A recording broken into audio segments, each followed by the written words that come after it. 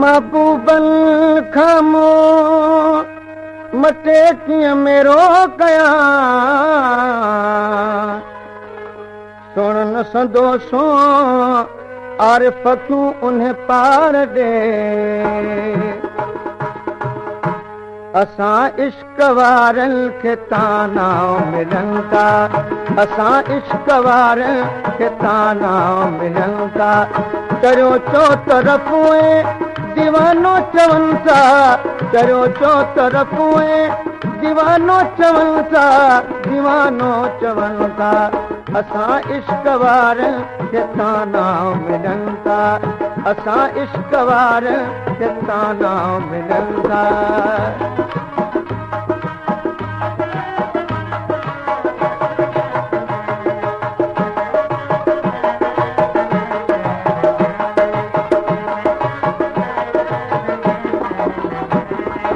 मोहब्बत जे बीमार ते हर तरफ़ खां मोहब्बत जे बीमार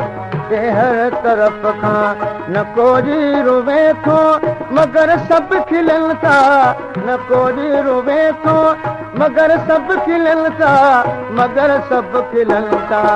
असां इश्क वारनि खे ताना मिलनि था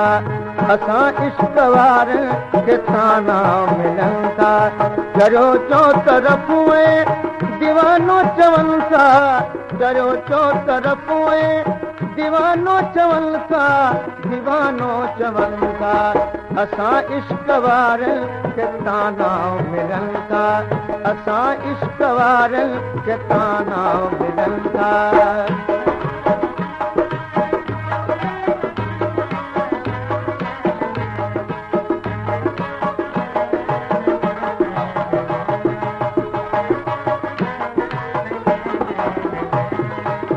तस्वर जी दुनिया थी आबाद तो खां तस्वर जी दुनिया थी आबाद तो खां पिरी पूर तो जा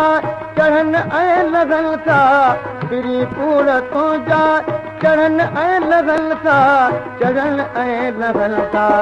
असां इश्क वारनि खे ताना मिलनि था असां इश्क वारनि खे ताना मिलनि था चरियो चो तरफ़ दीवानो चवनि था चरियो चो तरफ़ दीवानो चवनि था दीवानो चवनि था असां इश्क वारनि खे ताना मिलनि था असां इश्क वारनि खे ताना मिलनि था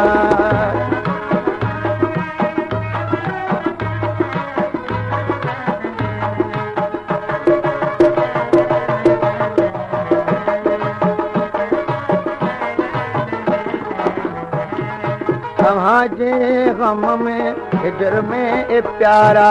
अव्हांजे ग़म में हिजर में ए प्यारा निमाणा निसगनेण पल पल रुअनि था निमाणा निसगनेण पल पल रुअनि था पल पल रुअनि था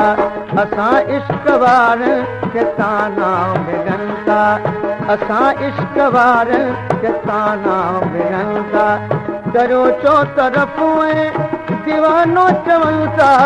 चरियो चो तरफ़ दीवानो चवनि था दीवानो चवनि था असां इश्क वारनि खे ताना मिलनि था असां इश्क वारनि खे ताना मिलनि था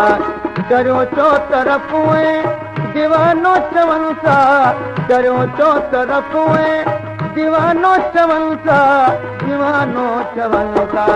असां इश्क वारनि खे ताना मिलनि था असां इश्क वारनि खे ताना मिलनि था